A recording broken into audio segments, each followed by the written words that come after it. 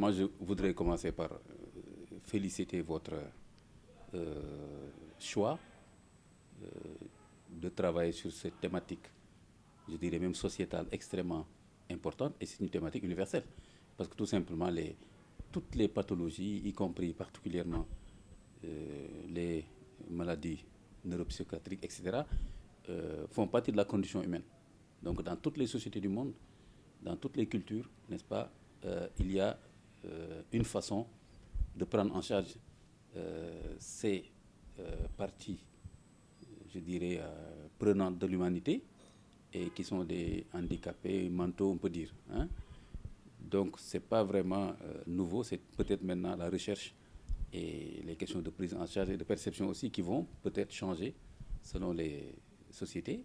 Et déjà, le fait d'en parler, comme vous faites, c'est pourquoi je félicite cette initiative, c'est extrêmement important. Et il est vrai que la dimension de l'islam aussi est importante parce que au Sénégal, quand même, on a une majorité de musulmans, même si je me méfie tout le temps de cette statistique-là, parce que c'est une statistique, c'est tout. Il ne faut pas lui faire dire des choses qu'elle ne dit pas. Hein. Par exemple, quand on fait des enquêtes en statistique, on vient dans une maison, on dit vous appelez comment, vous dites Ahmed, vous êtes musulman, oui, on remplit. Et c'est tout. Là, on ne peut pas en déduire quand même des conclusions théologiques. Donc pourquoi maintenant cette personne-là, on l'a trouvé en train de boire du vin alors qu'il s'est dit musulman? C'est deux choses très différentes. Ça, voilà. Donc je me méfie de ce truc de 80 extra musulmans, mais quand même, sur le plan démographique, c'est une donnée intéressante parce que ça veut dire qu'on peut faire référence à ces gens-là qui, en tout cas, prétendent être musulmans pour pouvoir effectivement les mobiliser sur ce genre de questions et sur d'autres. Donc, sur les maladies neuropsychiatriques, etc., c'est tout simplement, comme j'ai dit, des épreuves, des maladies qui concernent tous les humains. Il n'y a même pas un humain parfait, quoi. Hein, nous sommes tous handicapés quelque part. Chacun de nous a moins que quelqu'un d'autre dans quelque chose. Hein. Donc, quand quelqu'un a moins que nous sur le plan mental, alors l'enseignement que l'islam nous donne de ce point de vue, c'est l'humilité. Nous-mêmes, de rendre grâce à Dieu de ne pas avoir manqué de ça. Hein, que ce soit, je dis, cet handicap, ça peut être autre chose. On peut être handicapé par des moyens matériels, économiques, financiers, etc. Donc, le handicap, il fait partie de la condition humaine. Et donc, maintenant, s'il y a des gens qui ont ce type de handicap-là, nous devons les regarder avec beaucoup de respect, respecter leur dignité, parce que justement, le handicap ne peut pas remettre en cause la dignité intrinsèque de l'être humain, comme le dit le Coran. Nous avons honoré les fils d'Adam. C'est ça que Dieu a dit. Donc, en tant que fils d'Adam, de façon intrinsèque, toute personne humaine mérite respect et sa dignité doit être respectée, avant que l'on prenne compte d'autres perceptions. Et maintenant, puisque c'est un handicap, ça veut dire que c'est un manque, ça veut dire que c'est une vulnérabilité. Donc cela veut dire qu'on doit prêter attention effectivement à ces personnes-là. Et quand une personne manque de quelque chose sur le plan mental, donc il ne peut plus être responsable, il ne dispose plus de son libre arbitre. Cela veut dire que les gens qui n'en manquent pas ont le devoir de compléter ces personnes qui manquent, n'est-ce pas, de cette responsabilité-là. Et c'est ça que dit le Coran. Quand j'ai regardé les versets, le verset 282 de la Sourate 2, Sourate al-Baqarah, où il utilise le terme de soufaha dans le Coran. Soufaha, justement, ça veut dire, bon, il y a des gens qui traduisent très mal, qui traduisent par insensé, etc. Soufaha, ça veut dire un handicapé mental. Quelqu'un qui ne dispose pas du libre arbitre pour être responsable suffisamment. Donc le Coran dit par exemple, la tu'tu soufaha amwalakum, et j'ai sauté une partie du verset, warzuquhum fiha waksuhum wa qulu lahum qawlan ma'rufa. Alors, il faut les entretenir, il faut les prendre en charge, il faut bien les habiller, il faut leur parler de façon convenable. Donc, vous voyez, donc, il y a tout un enseignement de respect et de prise en charge par rapport à cette personne, ces soufaha, n'est-ce pas, qui sont donc des personnes qui n'ont pas le libre arbitre, donc qui ne sont pas responsables, qui ne peuvent pas choisir. Donc, ce qui est intéressant aussi dans ce verset-là, il y a un autre verset de Sourate Nisa aussi, verset 5 de la Sourate 4, Sourate Nisa, où il parle de Safihan, la même chose toujours. Hein? فإن كان الذي عليه الحق safihan ou da'ifan. Si celui qui est en question est un handicapé mental ou bien qu'il est faible, etc. Donc, on revient à cette vulnérabilité-là.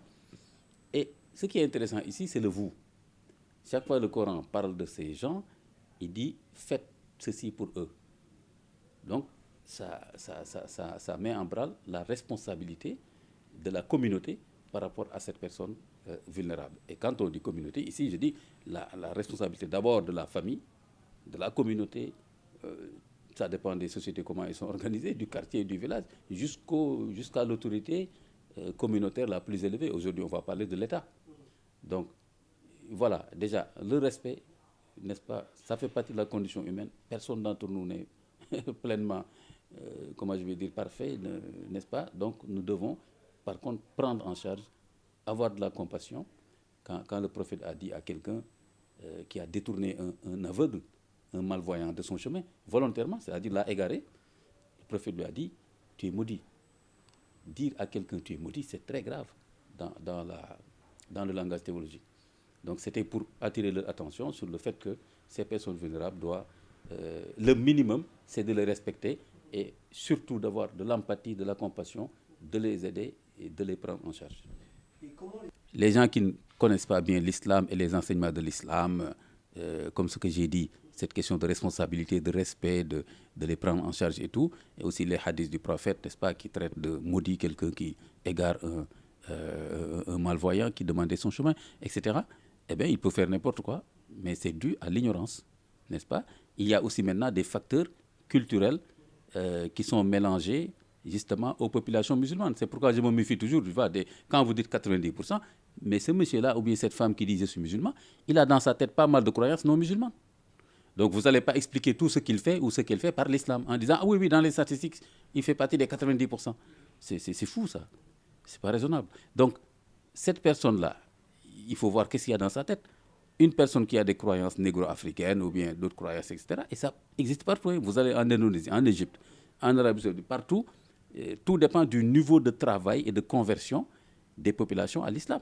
Vous trouvez encore des croyances païennes, des croyances qui n'ont rien à voir avec l'islam et qui sont encore dans la tête des populations. Ici chez nous, vous voyez quelqu'un qui dit oui, mais quand même sunu maam yi dafa am lu ñu gëmoon, l'islam dafa am lu mu fi fekkoon. Vous voyez ce grand débat là. C'est vrai, l'islam a trouvé ici des croyances. Maintenant, tout le problème c'est quelle croyance devient compatible avec l'islam ou non, n'est-ce pas? Et en ce moment-là, vous voyez par exemple le ndëpp, c'est une pratique de remède entre guillemets contre certaines maladies, etc., etc.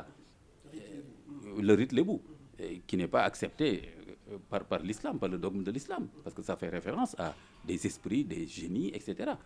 Mais c'est quand même une pratique locale qui est là depuis des siècles. Maintenant, donc, il faut faire en sorte pour que les gens connaissent mieux les enseignements de l'islam, qui sont des enseignements de bonté, des enseignements rationnels. Maintenant, les croyances qui sont là, effectivement, depuis longtemps, depuis Mathusalem, c'est aux gens de s'en débarrasser, n'est-ce pas, et de surtout pas, comme on le sait, les appliquer comme ça, de façon bête, entre guillemets. Par exemple, considérer qu'un enfant qui a une malformation ou bien un enfant qui a cette maladie-là, qui a de épilepsie, qui fait des crises, etc., on essaye de faire remonter ça peut-être à une faute de sa mère, ou bien de son père, ou bien en tout cas de son grand-père, etc. Donc, il y a pas mal de trucs. Là aussi, peut-être, si vous faites vos enquêtes avec les anthropologues, etc., ils vont vous dire ces croyances-là. Donc, l'imam, son rôle, lui, justement, c'est de s'opposer à ces croyances-là en leur disant il faut accepter cette maladie-là comme une maladie, comme les autres maladies, même si c'est plus délicat, parce que là, on est sur la question même vraiment du libre arbitre, mais quand même, c'est une épreuve et il faut s'occuper de la personne malade et mettre entre parenthèses toutes ces questions métaphysiques de spéculation-là sur d'où viendrait, n'est-ce pas, cette maladie. Eh bien, c'est d'accepter l'épreuve avec dignité, de ne pas faire de fuite en avant et de ne pas abandonner la personne. Regardez par exemple pourquoi au Sénégal, on a l'habitude, quand quelqu'un est paralysé par exemple, de lui chercher une chaise roulante et de lui demander d'aller faire la mendicité.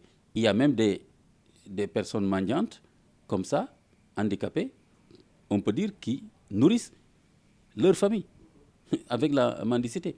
Alors que cette personne-là, on doit la prendre en charge et non pas lui demander non seulement de passer toute la journée dehors, ce qui est quand même très grave, hein, en termes de dignité de la personne humaine, et en plus, même qui ramène l'argent qui fait vivre les gens de sa maison. Donc on doit prendre cette personne en charge et au contraire, le prendre en charge de telle sorte que cette personne puisse effectivement, à des moments donnés, puisse sortir de la maison. Parce que quand même, avoir quelqu'un, parce qu'il est handicapé, le mettre dans une chambre, dans une maison, c'est grave. C'est Donc, aggraver sa situation. c'est aggraver sa situation, le mettre à la marge de la société, alors que la société doit l'accepter. Parce que si vous avez l'habitude de voir des gens qui ne sont pas handicapés de tel ou tel point de vue, et que vous voyez des gens handicapés, ça vous rend humble, et vous savez que ça peut concerner tout le monde, et ça vous rend humain. Donc il ne faut pas les cacher. Il faut que tout le monde accepte que ces personnes-là font partie de notre communauté. Donc l'enseignement, les imams doivent intégrer ces enseignements-là dans leurs sermons. Par exemple, profiter des occasions, par exemple les cérémonies familiales, les baptêmes, les mariages, pour donner des messages. Moi, je le fais souvent quand on m'appelle quelque part pour un mariage ou une cérémonie. Souvent, je prends quelques messages que je délivre là-bas, qui n'ont rien à voir avec le mariage ou bien le baptême, mais pour, n'est-ce pas, éclairer un peu l'opinion. Et aussi dans les sermons, je vois actuellement tous les imams sont en train de faire que des sermons politiques. Que des sermons politiques, ouais, etc., etc. Alors, voilà des thèmes, par exemple, qui intéressent toute la communauté, que les imams doivent aborder et pour clarifier la responsabilité des gens par rapport à ces gens qui sont irresponsables, entre guillemets, irresponsables du point de vue du libre arbitre. Bon, dernière question. Ben, écoutez, d'abord, toute personne a des parents, toute personne handicapée a des parents. Donc, la personne handicapée n'a pas de responsabilité spirituelle. Tout dépend maintenant du niveau de handicap, mais voilà, moi, il y a une dame qui était venue me voir, son fils, effectivement, handicapé mental, je pense trisomie, des choses comme ça, et bon, elle me disait oui. Elle lui mettait un peu la pression sur les questions de prière et tout, et tout. Je lui dis, voilà, c'est surtout l'erreur à ne pas faire. Cette personne-là n'est pas responsable. Devant Dieu, il y a le hadith du prophète sallallahu alayhi wa sallam, ceux qui sont handicapés mentaux, ceux qui dorment, ceux qui ont oublié, etc. La plume ne marque plus quelque chose parce que c'est des personnes irresponsables en cet état. Donc je lui dis, chaque fois que ton fils a envie de prier, etc., tu l'encourages à le faire. S'il ne le fait pas, tu peux juste rigoler avec lui, dire, ah, et toi, tu n'as pas fait tes prières aujourd'hui, etc., pas plus, etc. Mais n'essaie pas de lui imposer, n'est-ce pas, les pratiques comme c'est organisé pour une personne responsable. Donc ça c'est déjà intéressant. Aussi, les parents, la communauté, la famille, etc., les gens doivent, n'est-ce pas, accepter cette personne-là comme une personne pleinement digne, et chacun peut voir quel rôle il peut jouer pour apporter de la joie à cette personne, comme le professeur Salam le dit dans un hadith. Le fait juste d'apporter de la joie à ton frère, à ta sœur, n'est-ce pas, c'est une adoration, n'est-ce pas, c'est une œuvre cultuelle. Donc c'est une aumône. Une aumône, ce n'est pas seulement de donner du matériel, donner des habits, donner de l'argent, mais donner le sourire, donner la joie, rassurer. C'est aussi une aumône, c'est une sadaqa.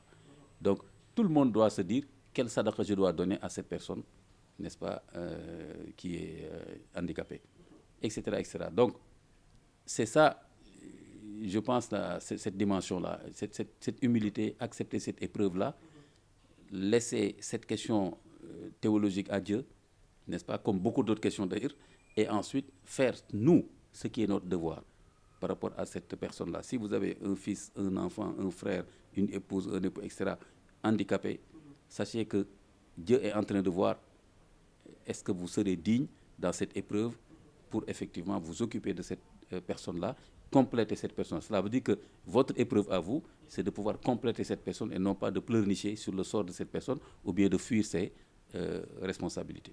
Bon, merci. Merci. Est-ce que vous souhaitez réagir à l'actualité du moment là?